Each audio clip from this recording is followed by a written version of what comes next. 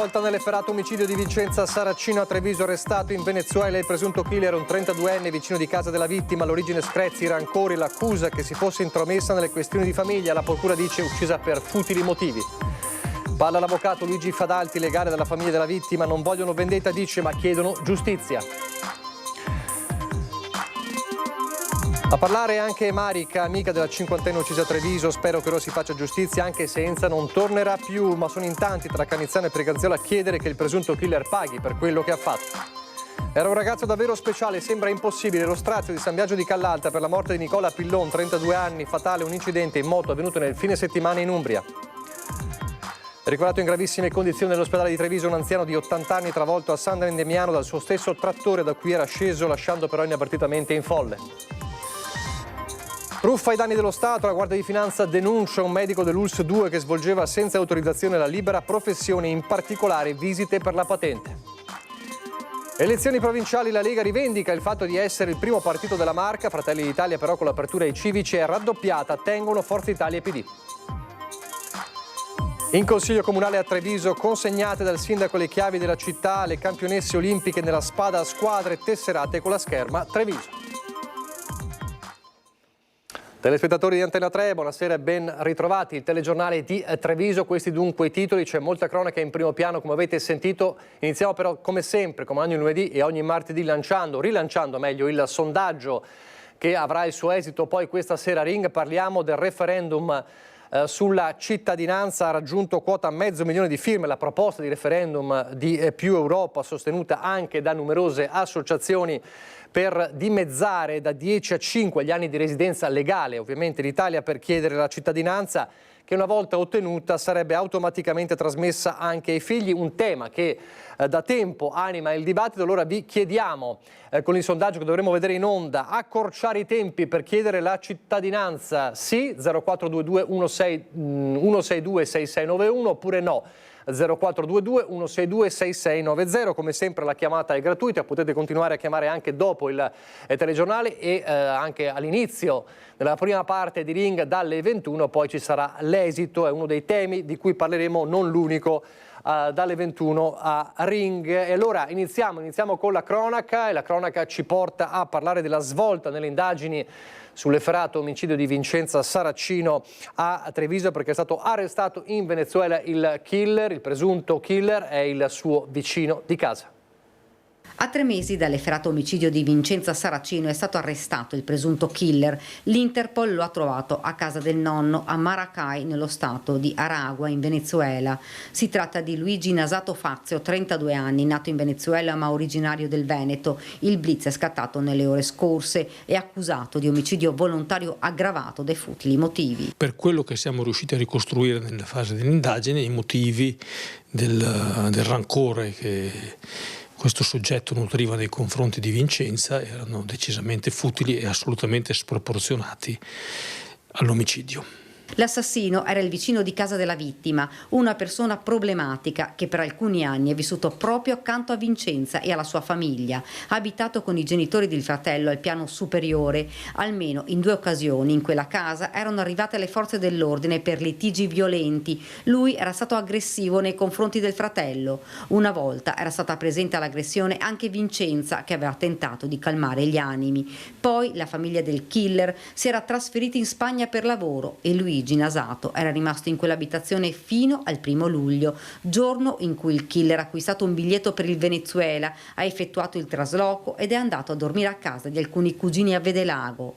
Ma nella sua mente era cresciuto un odio ingiustificato verso la donna. Il 2 luglio, in sella ad una bici, ha raggiunto la strada che Vincenza faceva ogni giorno per tornare a casa da lavoro. L'ha attesa più di un'ora. Poi, quando l'ha vista arrivare, l'ha affiancata e con un pretesto l'ha fatta arrivare al casolare disabitato. Lui, armato di un coltello, l'ha colpita alla testa e poi l'ha coltellata 5 volte. Vincenza ha tentato disperatamente di difendersi dalla furia omicida, ma lui se n'è andato, lasciandola esanima a terra. Il lavoro certosino dei carabinieri ha portato alla sua cattura. È stato un paziente lavoro di ricerca dove siamo riusciti a mettere insieme tanti elementi, tra cui videocamere di sorveglianza privata e pubblica, che ci hanno consentito di acquisire tutti gli elementi elementi per poter poi giungere sia all'identificazione del soggetto e al percorso da lui fatto quel giorno. Il giorno dopo l'omicidio il 32enne è partito da Venezia verso Madrid, dove è rimasto qualche giorno, poi ha preso l'aereo diretto in Venezuela. Pensava di averla fatta franca. Il corpo di Vincenza è stato trovato il 3 luglio in quel casolare abbandonato a pochi metri dalla sua abitazione. Ora sarà attivato dall'Italia l'iter per l'estradizione. Se le autorità venezuelane daranno l'autorizzazione, Luigi Nasato tornerà in Italia per rispondere del delitto, un omicidio che potrebbe costargli l'ergastolo. Tra le prime reazioni ovviamente quelle della famiglia di Vincenza, a parlare per loro l'avvocato Luigi Fadalto. I familiari hanno sempre avuto fiducia nelle autorità, spiega l'avvocato Luigi Fadalti, che ha parlato con il marito di Vincenza Saracino a poche ore dalla notizia dell'arresto del presunto killer. Loro chiedono giustizia. Non vi sono commenti, certo non vi è soddisfazione, che è un termine sostantivo quanto mai inadeguato ad una vicenda così tragica. L'aspettativa è che vi sia non vendetta ma sia fatta giustizia. Il cerchio si stava stringendo ormai da settimane, ma la svolta è arrivata nei giorni scorsi. Solo il 32enne potrà spiegare il perché di un atto tanto atroce. Il suo rancore verso Vincenza era cresciuto nel tempo, futili motivi, screzi, piccoli litigi che evidentemente per Luigi Nasato erano molto gravi. Per lui Vincenza sarebbe stata colpevole di essersi intromessa nelle sue vicende familiari. Ma sono difficoltà della società, probabilmente irresolubili, perché fatti così tragici credo che non abbiano una prevenzione. E proprio prima di ripartire per il Venezuela ha voluto farle pagare questi dissidi. Ha approfittato della conoscenza che aveva con lei, l'ha tirata con un pretesto in una trappola mortale. Una persona problematica, descritta dai vicini come un uomo taciturno ed introverso. Una vicenda che scuote gli animi di tutti. Così drammatica sinceramente è la prima volta. Gli altri episodi dei quali mi sono interessato avevano, purché sia una ragione, non una giustificazione, ma una lettura, un'interpretazione. Qui è difficile trovare una chiave logica di spiegazione di questo fatto. Il fatto che non ci sia una motivazione rende questo delitto ancor più inquietante. Ma sono in tanti, sono tutti a chiedere giustizia per questo efferato delitto, non solo i familiari, non solo chi conosceva Marica, anche i cittadini tra Canizzano, sette comuni e Preganziola. Sono soddisfatta del lavoro che hanno fatto carabinieri e tutto. Purtroppo però Enza non c'è più.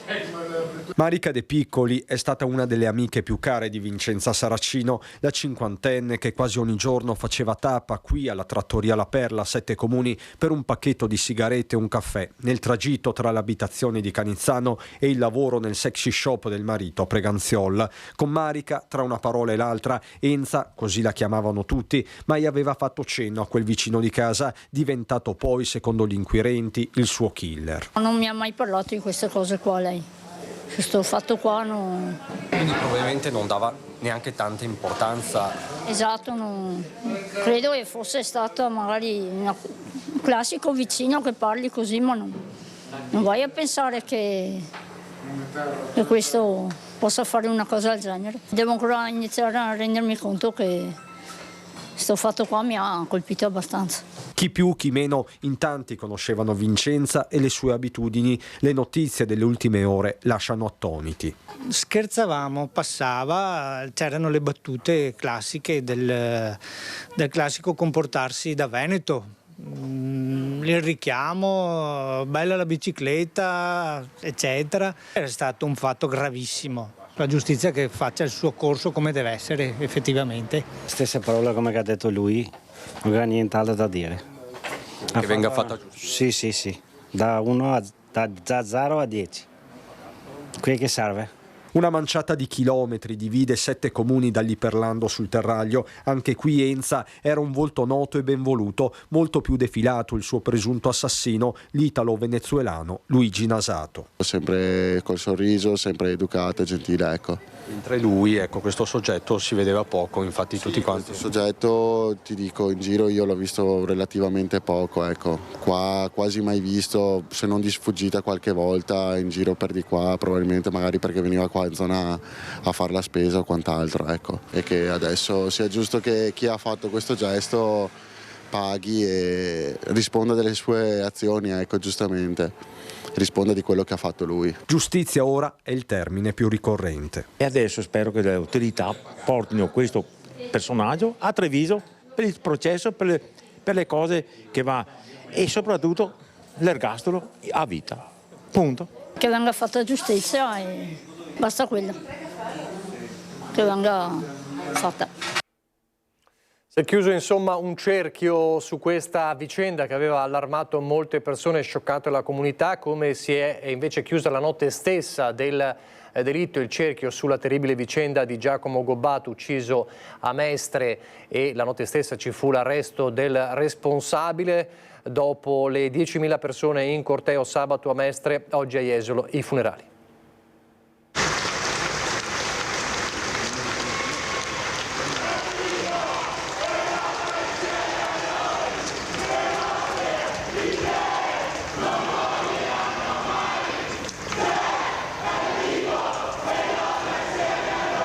Il coro che si è sentito tante volte in questi giorni accompagna Giacomo Gobbato anche nel suo ultimo viaggio, dal piazzale di fronte alla chiesa di San Liberale Mauro di Jesolo, e poco prima segnare un contatto tra ciò che è successo dentro e fuori dalla chiesa. Tra le letture della cerimonia scelte dalla mamma Valentina c'era anche il passo del Vangelo di Luca sulla resurrezione.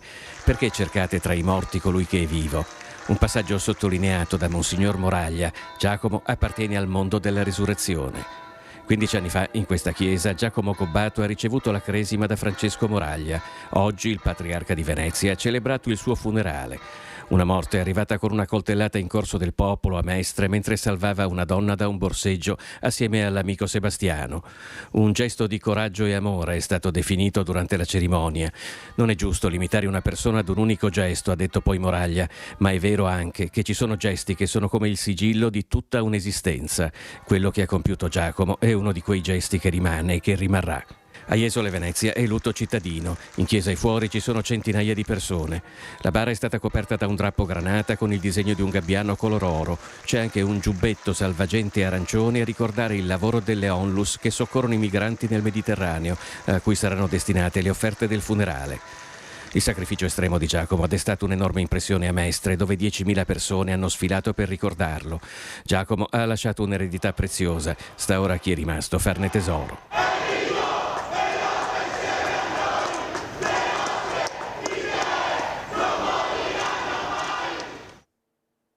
Torniamo alla cronaca su Treviso. È ricoverato in gravissime condizioni nell'ospedale di Treviso un anziano di 80 anni che questa mattina alle 10:15 a San Vendemiano è stato travolto dal suo stesso trattore da cui era sceso lasciandolo inavvertitamente in folle. L'incidente nel piazzale di un'azienda agricola di via Liberazione.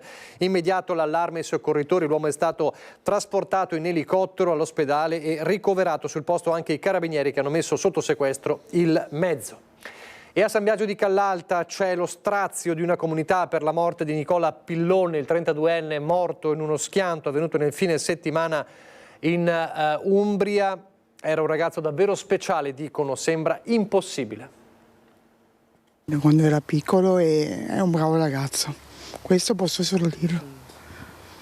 È una cosa che non ci credevo, non ci credo ancora. È una comunità sconvolta e incredula quella di San Biagio di Callalta, che ancora una volta si trova a piangere una giovane vittima. In via Cuca amici e vicini di casa si stringono alla famiglia di Nicola Pillon, morto a 32 anni in un fine settimana che doveva essere di spensieratezza, un breve giro in moto nel cuore verde dell'Umbria che si è trasformato invece in tragedia.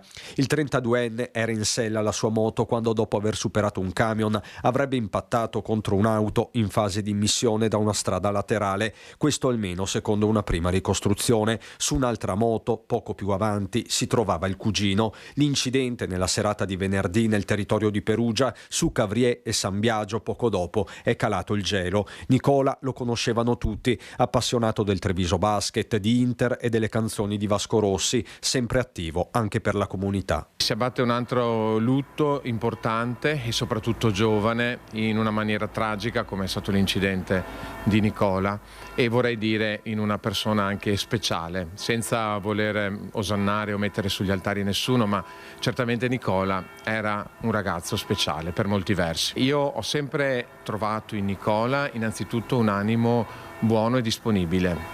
aperto, sapeva parlare, sapeva ascoltare e poi mi piaceva tanto l'entusiasmo che metteva nelle cose. Quando si partiva anche per un gioco, lui l'entusiasmo ce lo metteva tutto, dava il 100% e ancora di più se si trattava di organizzare qualcosa nella comunità, soprattutto per i più piccoli. Entusiasmo che aveva messo nello studio e nel lavoro, diventando ingegnere in uno studio in zona Fiera a Treviso. Nicola lascia la mamma Michela e il fratello Emanuele dopo aver perso il padre 7 anni fa. Si attende il via libera della procura, poi i funerali nella chiesa di Cavriè. Credo che ci sarà grande partecipazione, ecco, tutti vorranno essere presenti, farsi presenti per manifestare l'affetto ovviamente e la stima verso Nicola e anche cristianamente anche presentare la propria preghiera. Per chi lo conosceva è un grande dolore, lo porteremo nel cuore. E intanto sul fronte sicurezza sulle strade continua con le denunce l'associazione Alt Velox che si batte, lo ricorderete, contro l'uso considerato improprio degli autovelox privi di omologazione e contro la carenza o l'assenza di piani di sicurezza delle strade urbane ed extraurbane. Questa volta nel mirino è finita la sindaca di Vittorio Veneto Mirella Baliana, così come il suo predecessore Antonio Miatto. Denunciato anche il giudice di pace di Conegliano che ha emesso recentemente una sentenza con la quale ha dichiarato che omologazione e approvazione sono procedure analoghe. Pronta la risposta di Baliana che dice: da quando è stata pronunciata la sentenza della Corte di Cassazione, il nostro comando di polizia locale ha sospeso gli accertamenti per le violazioni di superamento dei limiti di velocità in attesa di indicazioni dal Ministero di un'eventuale norma che dipani la matassa. Quanto ai piani urbani del traffico, Vittorio Veneto, conclude Baliana, non deve provvedere alla loro redazione perché sono obbligatori solo per i comuni sopra ai 30.000 abitanti. Ancora la cronaca, stavolta nel mirino della Guardia di Finanza è finito un medico per truffa allo Stato. Dirigente medico dell'ULSS 2 denunciato per truffa aggravata ai danni dello Stato da parte degli investigatori del comando provinciale della Guardia di Finanza di Treviso, che su disposizione del GIP hanno anche posto sotto sequestro oltre 8.000 euro. Il professionista è accusato di aver esercitato la libera professione in assenza di autorizzazione. L'indagine ha preso il via da una verifica fiscale che i militari della tenenza di Vittorio Veneto hanno condotto nei confronti del medico, che si è conclusa con la constatazione di un'evasione da oltre 300.000 euro. Somme derivate da visite di idoneità per la patente effettuate dal 2016 in varie autoscuole della Marca. Non solo il medico ometteva di dichiarare parte dei compensi, ma risulterebbe anche aver percepito indebitamente gli emolumenti riservati al personale sanitario che lavora esclusivamente nel pubblico, in tutto oltre 8.000 euro. In alcuni casi è stato persino riscontrato che le visite mediche erano state effettuate in giorni in cui il dirigente risultava assente per malattia dall'ente pubblico. Oltre al piano penale, quindi il sanitario dovrà affrontare ora anche la Corte dei Conti per l'eventuale danno erariale. Un salvataggio in extremis, intorno poco dopo le 15 il soccorso alpino della Pedemontana del Grappa è stato attivato per partecipare alla ricerca e al recupero di un pilota di parapendio che era precipitato e rimasto sospeso nel vuoto in Val Cornosega.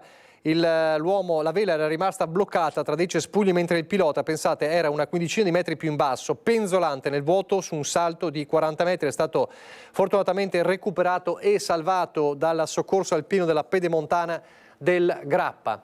E poi c'è un giovanissimo trevigiano che fa parte di una duo di baby rapinatori che è finito arrestato insieme al suo complice. Le loro scorribande erano a Mestre. Minacce con il coltello dei coetanei per tentare di rapinarli all'uscita della discoteca e sassate a 8 auto parcheggiate nei paraggi. Arrestati 2 ragazzini, entrambi minorenni, a Mestre. I baby rapinatori, un trevigiano e un veneziano, identificati, fermati e condotti in cella dove hanno trascorso la notte tra venerdì e sabato scorso nell'immediatezza dei fatti accaduti attorno alla zona centro commerciale Porte di Mestre, con i danni alle auto nei pressi della paninoteca birreria poco distante dal centro commerciale. Torniamo a Treviso, saranno celebrati giovedì mattina alle 11 nel Tempio di San Nicolò i funerali di Giorgio Rossi, 70 anni, consigliere ed ex presidente del gruppo Coin, il grande cordoglio in questi giorni. Rossi aveva iniziato la propria carriera nell'azienda di famiglia attiva nel commercio dei tessuti per fondare poi negli anni 80 il marchio Norton e Wilson. Dalla fine degli anni 90 dopo la cessione delle attività del campo del tessile abbigliamento si era dedicato al settore immobiliare, poi era stato anche presidente appunto di Coin, era stato anche presidente del sistema moda di Un'Industria a Treviso. Dunque giovedì l'addio alle 11 nel Tempio di San Nicolò, lascia la moglie Luisa e i figli Ernesto e Anna. La politica adesso, le elezioni provinciali, la Lega che rivendica il fatto di essere il primo partito della Marca, Fratelli d'Italia invece che con l'apertura dei civici è raddoppiata, tengono Forza Italia e PD, ma c'è la stoccata di Coin agli alleati, da noi solo iscritti e non civici. Il centrodestra, lo sappiamo, si era presentato separato, un modo per misurarsi in vista di altri appuntamenti elettorali. Il punto. La Lega si conferma la prima forza per quanto riguarda il numero di amministratori in provincia e a seguire con punteggio anche abbastanza distante, perché sono 7.000 punti quelli che dividono la Lega da Fratelli d'Italia, che elegge comunque 4 consiglieri e fa un ottimo risultato. Sarà pure un ottimo risultato quello di Fratelli d'Italia, ma il segretario leghista Coin rimarca più volte come il Carroccio resti saldamente il primo partito della Marca, pur passando da 7 a 6 consiglieri provinciali. Chiaro il messaggio agli alleati in una tornata che è servita a misurarsi politicamente. Quello che tengo a sottolineare è che la lista della Lega, tra le 4 liste che hanno corso, è quella che ha schierato solamente iscritti della Lega. Rivendica invece l'apertura al mondo civico il meloniano Borgia, strategia che evidentemente ha pagato. Siamo riusciti a raddoppiare i seggi rispetto a 3 anni fa, siamo passati da 2 a 4 consiglieri, ma la cosa straordinaria è aver avuto il sostegno di più di 340 amministratori locali che hanno scelto il nostro progetto, la nostra visione e soprattutto condividono con noi ideali e valori. Difficile davvero capire a questo punto se un vincitore c'è. Tiene la linea pure Forza Italia, anche per gli azzurri i civici fanno la differenza. Abbiamo riconfermato i 3 consiglieri provinciali che avevamo, per cui un grande lavoro fatto da Forza Italia insieme a tutte le civiche di riferimento, per cui anche un modo per contattare gli amministratori del territorio, far rete. 3 consiglieri erano e 3 restano anche per la lista del Partito Democratico, allargata da Alleanza Verdi-Sinistra e anche qui mondo civico, ma spiega il segretario Dem Zorzi, i partiti devono stare fuori dal Sant'Artemio, che è ente di secondo grado. Rinnoviamo sempre la disponibilità a collaborare. L'ente provincia è un ente di secondo livello, è quindi la casa dei comuni, degli amministratori, e quindi il nostro spirito sarà quello chiaramente di collaborare. Questo dipende anche dalla presidenza Marcon e dalla maggioranza che lui vorrà costituire. Se loro vogliono interpretare anche per questa consigliatura il Consiglio provinciale come un terreno di scontro politico e quindi dividerci in maggioranza e opposizione, ripeto, noi siamo chiamati a rappresentare i territori e le istanze di chi ci ha votato e quindi faremo di conseguenza. A Treviso in vigore da domani le misure di contenimento delle polveri sottili in virtù dell'adozione di misure per il miglioramento della qualità dell'aria nel bacino padano. Rispetto all'ordinanza 2023-2024 le misure restano di fatto invariate. Anche per il 2024 è prevista una serie di deroghe al fine di permettere lo svolgimento delle attività lavorative, sportive e il raggiungimento di ospedali, case di cure e altri servizi primari, oltre alla sospensione dell'ordinanza dal 16 dicembre al 6 gennaio compresi. 3 i livelli di allerta, come sappiamo: verde, arancione, rossa. Stop ai veicoli diesel fino a Euro 4 in caso di allerta arancione, per i benzina fino a Euro 5. In caso di allerta rossa, stop per tutti i veicoli benzina e diesel fino a Euro 5, un provvedimento che è valido fino al 30 aprile 2025 con quella sospensione tra il 16 dicembre e il 6 gennaio compresi. Andiamo velocemente in pubblicità, poi di nuovo in diretta.